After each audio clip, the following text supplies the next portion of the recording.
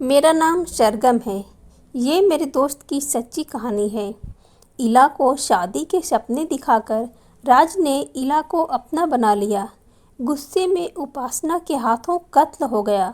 उपासना jail की मजबूत सलाखों के पीछे जमीन पर बैठी कालीन बुनती।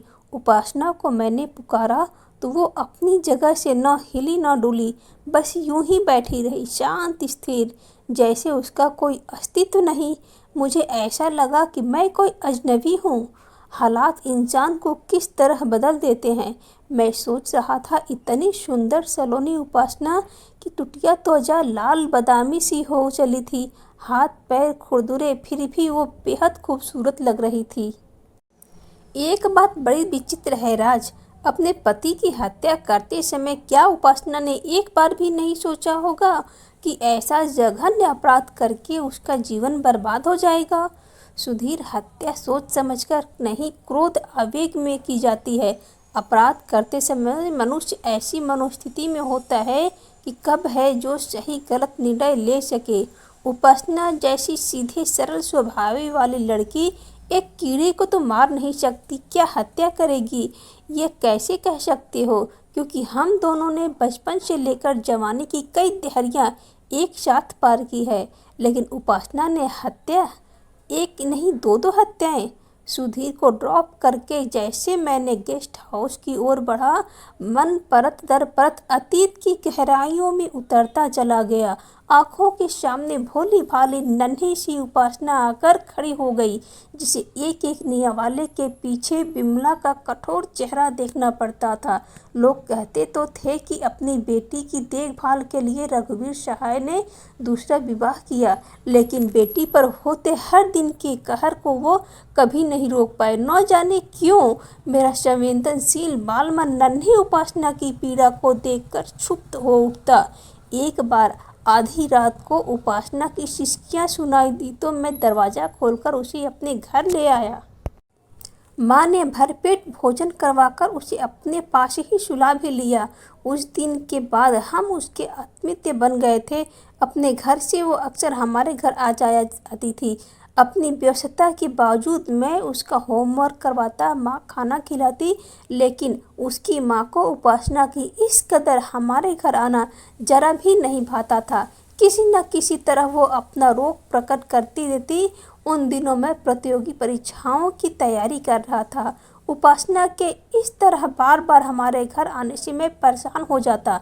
मैंने उसे समझाते हुए कहा, कुछ देर अपने घर में भी पढ़ा करो, जब बहुत ज़रूरी हो तभी मेरे पास आया करो।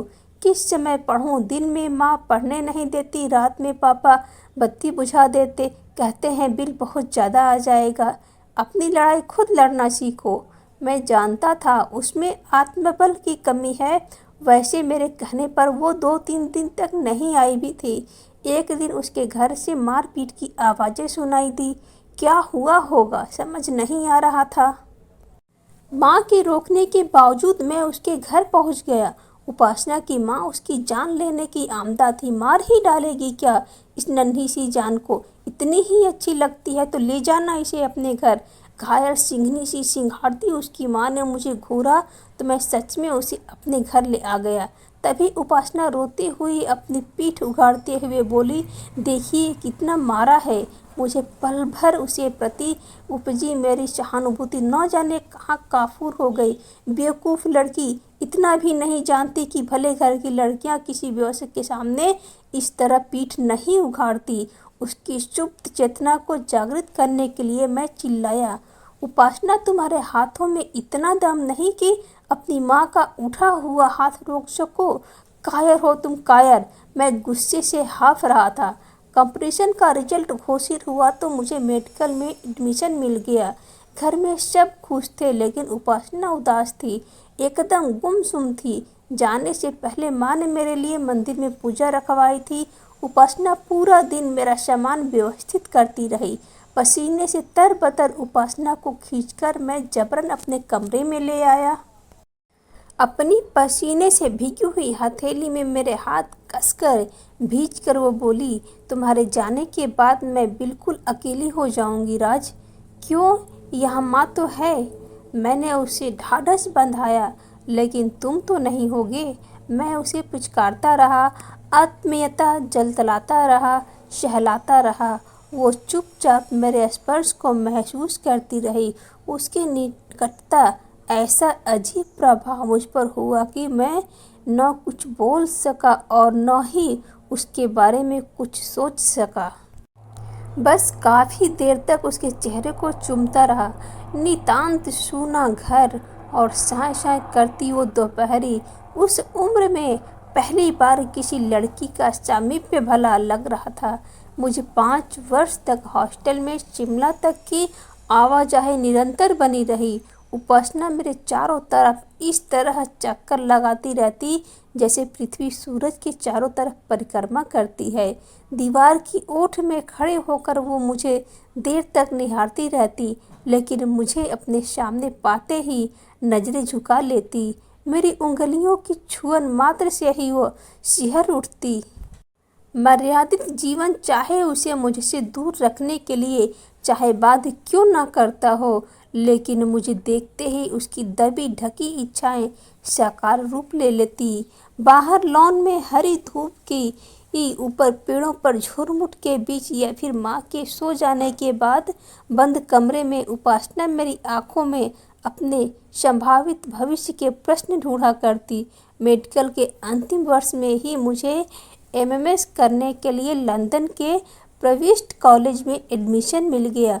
मुझे ऐसा लगा जैसे उपासना कोशिश करके भी कुछ कह नहीं पा रही थी। आखिर मैंने ही खामोशी के जाल में बिधा तो उसकी दोनों आंखें बरस पड़ी। यही शिमला में रहकर प्रैक्टिस शुरू क्यों नहीं कर देते? उपासना भावनाओं के धरातल यथार्थ की नींव को नहीं रखा जा सकता। माँ को तुम्हारे ही भरोसे छोड़कर जा रहा हूँ। 2 साल बाद तो लौट ही आऊँगा। लंदन आकर मेरी मुलाकात इला से हुई। मेरी तरह वो भी भारत में एमएस करने के लिए आई थी। सुंदर कॉन्फिडेंस इला का मानसिक स्तर मेरे ही समरूप था। धीरे धीरे हमारी दोस्ती ने प्रेम का रूप ले लिया।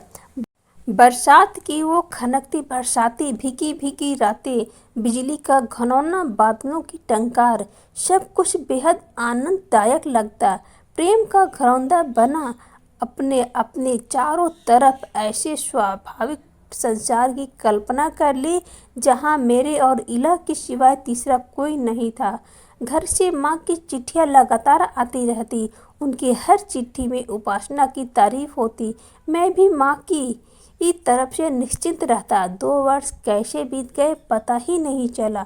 भारत वापस लौटने के बाद मुझे लखनऊ में एक हॉस्पिटल में सीनियर सर्जन की नौकरी मिल गई। इला को भी वहीं एक हॉस्पिटल में स्त्री रोग विशेषज्ञ का कार्यभार संभालना था। सोचता था घर पहुंचकर मैं माँ से इला के बारे में बात करूंगा, लेकिन माँ की अनुभूति आंखों से कुछ भी छिपा नहीं था। मेरे व्हाट्सएप और वीडियो कॉल से ही उन्हें इला के प्रति मेरी घनिष्ठता और प्रेम का अनुमान लगा लिया था। घर पहुंचा तो बंधनवार सजे हुए थे। ढोलक की थाप पर औरतें बाजते गा रही थी। पकवानों की खुशबू से आंगन महक रहा था।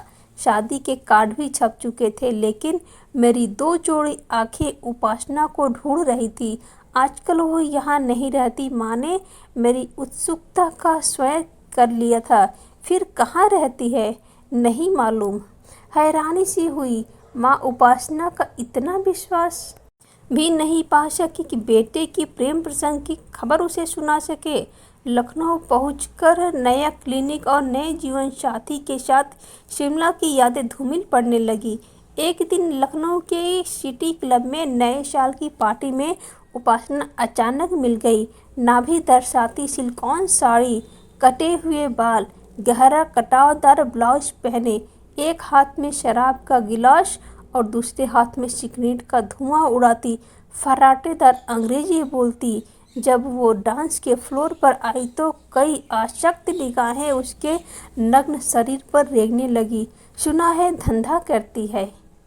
कहीं से आवाज आई तो लगा कि किसी ने पिघला शीशा उड़ेल दिया हो कानों में। रात को 2 बजे तक हम घर पहुंचे। गुलाबी नाइट में लिपटी मेरी बाहों में सिमटी इला बोली, छी, सफलता पाने के लिए कोई औरत इतनी गिरी हुई हरकतें भी कर सकती है।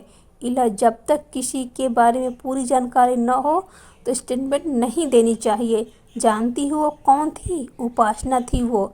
अविश्वास से मेरी तरफ देखने लगी, क्योंकि लंदन में मेरे द्वारा दिखाया गया उपासना का चित्र कहीं से भी इस मॉडर्न लड़की से मेल नहीं खा रहा था। यादों के बियाबान से निकला तो आंखें मूंदने लगी। अगली सुबह शिमला पहुंचते ही मैंने सुधीर के ऑफिस में फ़ोन मिलाकर अपना व्यक्तित्व दिया। सुना, उपासना का पति प्रेमचंद अच्छा इंसान नहीं था। अपनी महत्वाकांक्षाओं की पूर्ति के लिए वो अपने ही द्वारा बिछाए शतरंज के बिसात पर उससे हर दिन नई नई चालें चलने को बाध्य करता रहता था। तो फिर छोड़ क्यों नहीं दिया उससे उसने प्रेमचंद को? सुधीर की बात में दम था, फिर भी मैंने उपासना का ही पक्ष लिया। हमारे समाज में कितनी महिलाएं ऐसा कदम उठा पाती हैं। काफ़ी दौड़ भाग के बाद सुधीर को उपासना का वकील नियुक्त किया गया। केस की सुनवाई के समय अदालत खचाखच भरी थी। अपनी सफाई में उपासना ने जो बयान दिया उसे सुनकर हम दोनों ही हैरान रह गए। एक कॉन्ट्रैक्ट पाने के लिए शहर के एक राजनीतिक पार्टी ने अध्यक्ष के साथ जब मेरे पति ने अपने ही सामने मुझे उसके साथ हम बिस्तर होने के लिए बाध्य किया तो मेरे पास उन दोनों की हत्या करने के अलावा दूसरा कोई विकल्प ही क्या रह गया था। काफ़ी दौड़ भाग के बाद उपासना की सज़ा वर्षों से घटाकर चंद महीनों में तब्दील कर दी गई। उसे मुबारकबाद देने के लिए मैं लखनऊ की जेल पहुंच गया। चुपचाप बैठी उपासना से मैंने पूछा, उपासना, कुछ समय बाद तुम रिहा हो जाओगी? अब भविष्य के लिए तुमने क्या सोचा है? जवाब में उसकी त्योरियां चढ़ गई। बोली, जेल के भीतर रहूं या बाहर, क्या फ़र्क पड़ता है?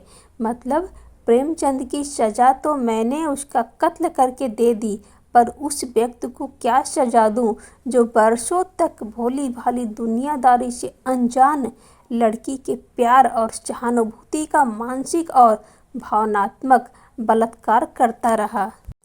कभी बंद कमरे में, कभी पेड़ों के झुरमुट के बीच। मानती हूँ उस व्यक्ति के दृष्टिकोण में धीरज प्रदान करने की वो अनूठी शक्ति थी, लेकिन उस लड़की का क्या दोष था राज? वो तो हर पल इसी उम्मीद में जीती रही कि उसे भोगने वाला वो व्यक्ति एक दिन सेहरा बांधकर उसे ब्याह कर ले जाएगा। उपासना ने मेरे हाथ अपनी पसीने से भीगी हुई हथेलियों में कसकर भींच लिया। अगर उस लड़के ने उसका हाथ थाम लिया होता तो वो इस तरह घर से बेघर न होती, न ही ये सब हुआ होता। अब मैं पश्चाताप की आग में सुलगने लगा। अब भी सुलग रहा हूँ। उपासना के इस सवाल का जवाब न तब मेरे पास था और न ही अब है। काश अपनी भावनाओं का प्रदर्शन मैंने किसी और तरीके से किया होता तो मेरी वजह से एक लड़की की ज़िंदगी खराब न हुई होती। दोस्तों, मैं आशा करती हूँ कि आपको यह कहानी पसंद आई होगी। अगर आपको यह कहानी थोड़ी भी पसंद आई हो तो प्लीज़ हमारे चैनल को सब्सक्राइब कीजिए, कहानी को लाइक और ज़्यादा से ज़्यादा शेयर कीजिए। इसी तरह से और कहानियाँ सुनने के लिए आप हमारे चैनल के साथ जुड़े रहिए। जल्द मिलेंगे इसी तरह से और एक नई कहानी के साथ। नमस्कार।